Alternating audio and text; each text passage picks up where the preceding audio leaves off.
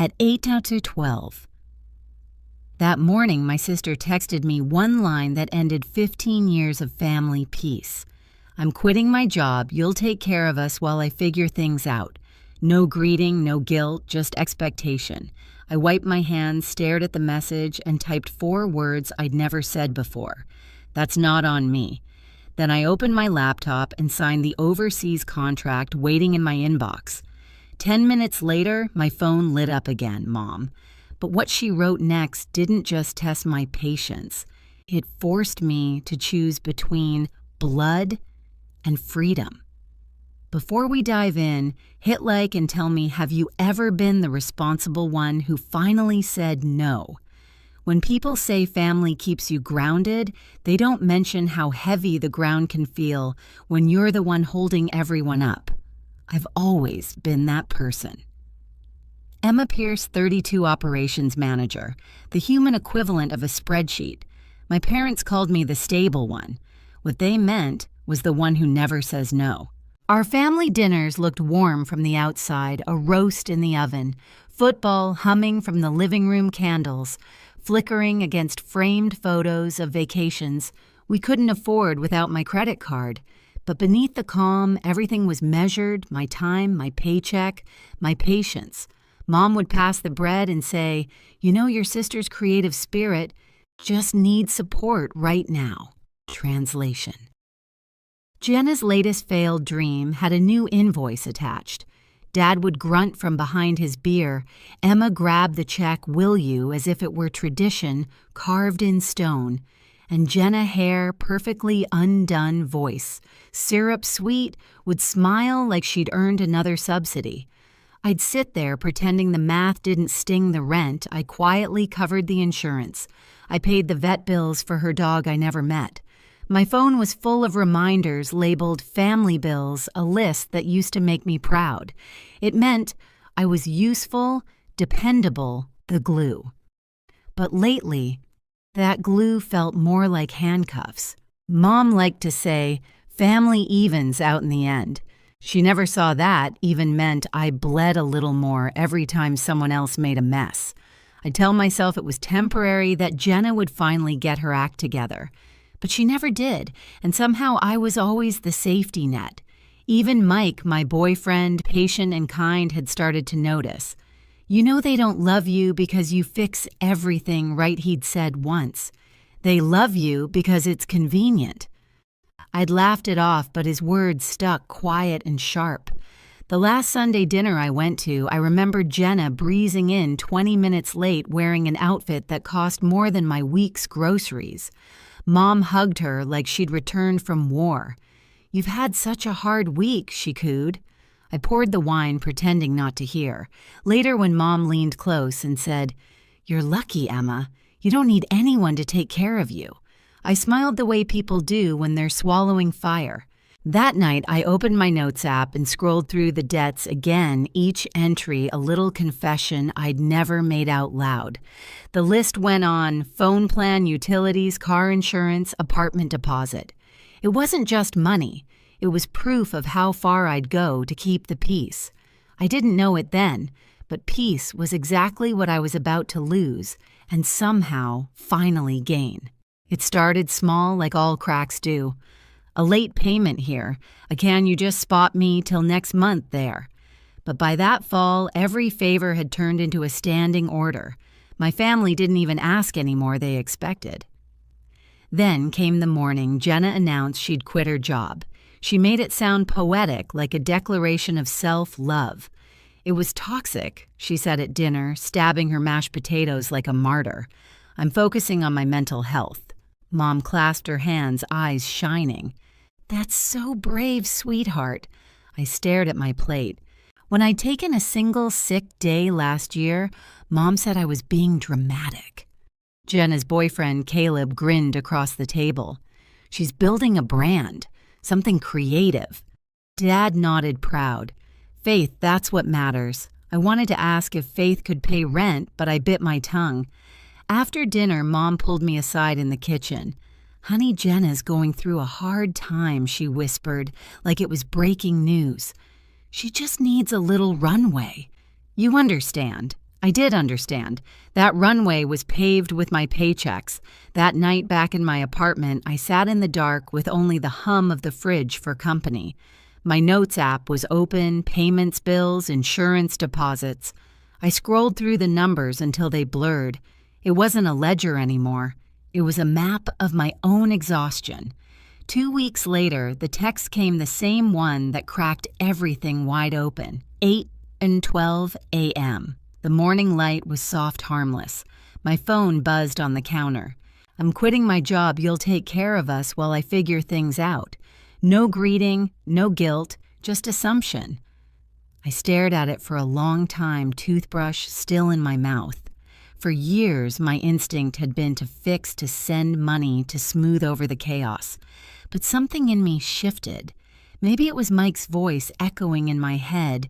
You've been paying for permission to be loved. I wiped my hands, opened the message, and typed 4 words. That's not on me. My fingers trembled as I hit send. It felt like pushing a button that could blow up the only bridge I'd ever known. Silence. No reply. Just the faint hum of the bathroom fan and my own heartbeat. I walked into the living room, still half stunned. On my laptop screen was the Dublin contract I'd been too afraid to sign. I hovered over it. For months, I'd made excuses. Mom would panic. Jenna would crumble. Dad would guilt-trip me. But not this time. The moment I pressed sign, a tiny notification blinked, document completed. It was quiet, almost anticlimactic, but I felt something unclench deep inside me. 10 minutes later, my phone lit up again, Mom. I didn't open it right away. I just stared at her name glowing against the screen, and I swear the air shifted. Whatever came next, I already knew it wouldn't be love. It would be the price tag for saying no. Mom's text came exactly 10 minutes later, like clockwork. If you won't help your sister, don't come to Thanksgiving. I stared at it until the screen dimmed. For years, those words would have crushed me. Not because I cared about the turkey or the small talk, but because exclusion meant guilt, and guilt was how they kept me in orbit. But this time I laughed, softly, almost in disbelief. That's supposed to scare me, I whispered to no one. But it feels like freedom. I sat down at my desk, opened my laptop, and looked at the contract confirmation still glowing from earlier Dublin. Housing included. Start date, Monday. It felt like a life I'd only daydreamed about now, quietly waiting for me to choose it. For the first time, I realized my family didn't just drain my bank account. They drained my ability to imagine life without them. That was about to change. I opened another tab, my online banking. My pulse quickened, not from fear, but focus. One by one, I scrolled through the recurring payments I'd carried for years. The family phone plan, Jenna's car insurance, utilities tied to my parents' house. Cancel, remove, deactivate. Each click was small but seismic. I half expected lightning to strike or Mom to burst through the door. Instead, there was only silence. Clean, almost peaceful. My phone buzzed again. A voicemail from Aunt Rose. This time, sweetheart family gives and receives. Maybe you can give a little more this season. God will bless you back tenfold. Delete. Mike called later that night. His voice was warm, steady. You did it, didn't you? I think so, I said. I finally said no. You didn't say no, he corrected gently. You said yes to yourself. That line stuck. After we hung up, I started a new document labeled Exit Plan. I typed it in bold. Underneath, I listed every step like instructions for survival. Remove my name from their phone plan, unlink Jenna's car insurance, cancel utilities at the parents' house, freeze shared credit lines, transfer savings to a new account. Each line tightened a knot I hadn't realized was still loose. When I finished, I sat back and exhaled. For the first time in years, my life didn't look like a to-do list written for someone else. Still, the old habits tugged at me. I kept checking my phone, expecting Mom to call, expecting an apology that never came. By midnight, 23 unread messages blinked on my screen. None of them said, "I'm proud of you." Most said some version of, "You'll regret this. Maybe I would, but regret at least would finally belong to me." As I shut my laptop, the doubling contract notification blinked again, a reminder. Flight confirmed. 5 days. I whispered it out loud, testing the sound. 5 days till freedom. Mom didn't wait long to escalate. By the next morning, my phone was a war zone. Group texts, missed calls, guilt dripping from every message. Mom family meeting tonight. Dad, we expect you here at 7. Jenna. Don't make this harder than it already is. It was astonishing how fast they could turn "please help" into "how dare you." I stared at the screen for a long time before typing the simplest answer of my life. I won't be there. Almost instantly, the typing bubbles appeared. Mom, you will. Jenna, you're unbelievable. Dad, watch your tone. I silenced the chat and turned my phone face down. The quiet felt holy. At 6:52 p.m., the doorbell rang anyway. When I checked the peephole, Dad stood there, still in his work shirt, jaw tight. "Open the door, Emma." "No, don't play games, I'm not." He muttered something under his breath about disrespect, but I didn't move. Finally, the footsteps faded down the hall. I locked the deadbolt twice, leaned against the door, and let out a shaky breath. They weren't coming to talk. They were coming to win. The next day, Mom tried a softer weapon. A voicemail, her tone sugar-coated and trembling. "Sweetheart, Jenna's trying her best. She needs a little support just this once." Think about what family means. I deleted it halfway through. By evening, I got a FaceTime call. The family conference. I almost didn't answer, but part of me wanted to see their faces, wanted to finally stop pretending. When the screen lit up, all 3 were there. Mom in the kitchen, Dad at the head of the table, Jenna beside her, with swollen eyes and perfect lighting. Caleb hovered in the background, pretending to fix something on his phone. Emma, Mom, started softly, "Can we please talk like adults?" "I thought that's what I've been doing," I said. Jenna jumped in. "You embarrassed us. You made me look like a beggar. I didn't make you anything," I replied.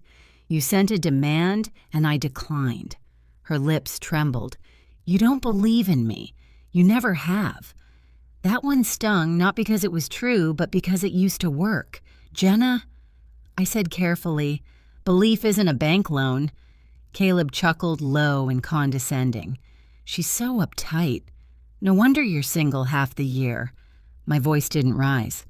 "Caleb, do you even hear yourself?" He smirked. "Just a joke." Mom cut in sharply. "Enough. Emma, your sister's business could change her life. She just needs someone responsible on paper."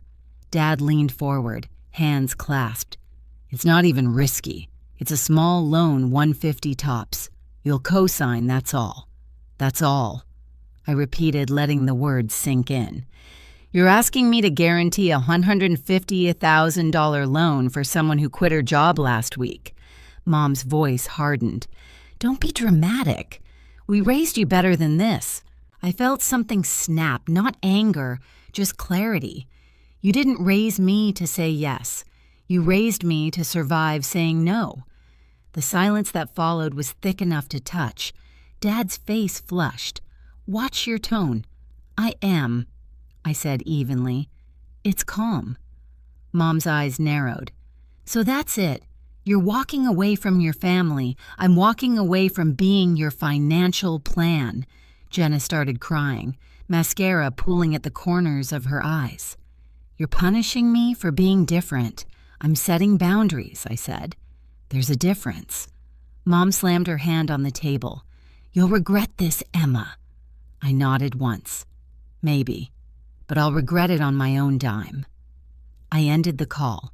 Seconds later, the group chat exploded, paragraphs from Mom threats, from Dad emojis, from Aunt Rose. One message from Jenna: "You destroyed this family." I didn't reply. I turned off notifications, opened my exit plan, and started checking boxes. Removed from phone plan, unlinked insurance. Canceled utilities. Closed shared credit line. Each completed task felt cleaner than the last. By midnight, 43 missed calls blinked on the screen. None from Mike, he knew. When the phone rang again, I finally picked up.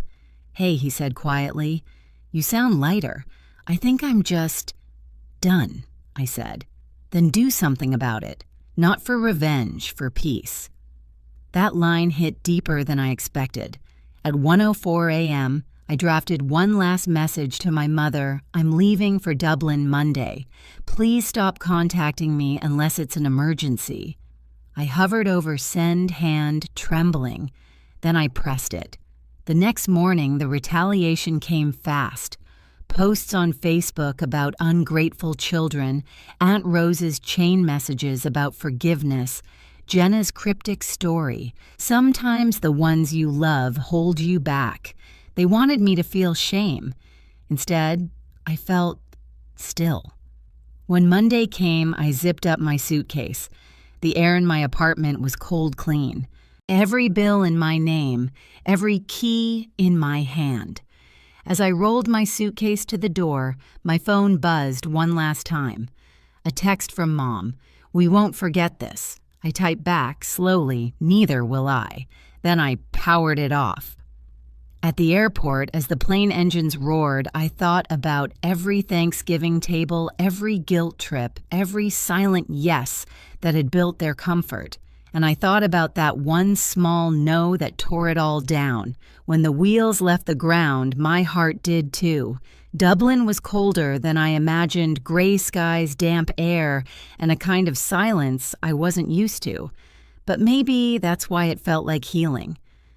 My company apartment was small, one-bedroom, white walls, a view of the canal. Everything inside belonged to me. Every bill, every key, every decision. No shared accounts. No borrowed peace. For the first week, I moved like someone learning to breathe again. I woke up early, walked to work through cobblestone streets, and drank coffee that actually tasted like mine. At night, I cooked for one and listened to the kettle whistle. Sometimes I caught myself waiting for the next crisis call that never came.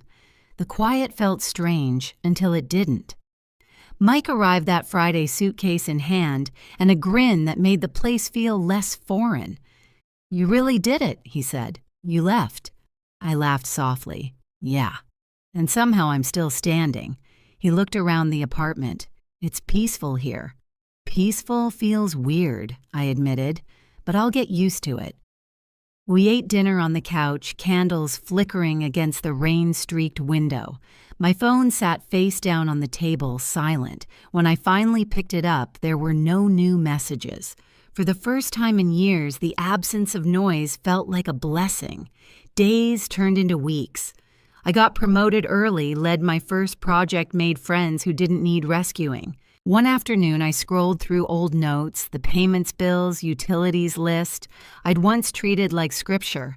At the bottom, I added one final line, "Debt cleared emotionally and otherwise." A month later, Mom left a voicemail. Her tone was softer this time. "We're fine, sweetheart. Jenna found part-time work. Your dad says hi." I didn't call back, but I smiled anyway. Distance was doing what love never could. It made things kinder. Sometimes I'd stand by the window watching the canal lights ripple. The old Emma would have felt guilty for feeling okay. The new one just whispered, "I earned this." Sunday morning sunlight spilled across the kitchen table, catching the steam from my coffee. No buzzing phone, no new demands, just quiet. I thought about that first text, the one that ended 15 years of family peace. "You'll take care of us." Maybe once I would have, but not anymore. I used to mistake being needed for being loved. Now I know real love doesn't drain you, it steadies you. I looked out over the Dublin skyline, smiling to myself. Peace didn't come with fireworks. It came with silence. If you've ever chosen peace over guilt, share your story below. You're not alone.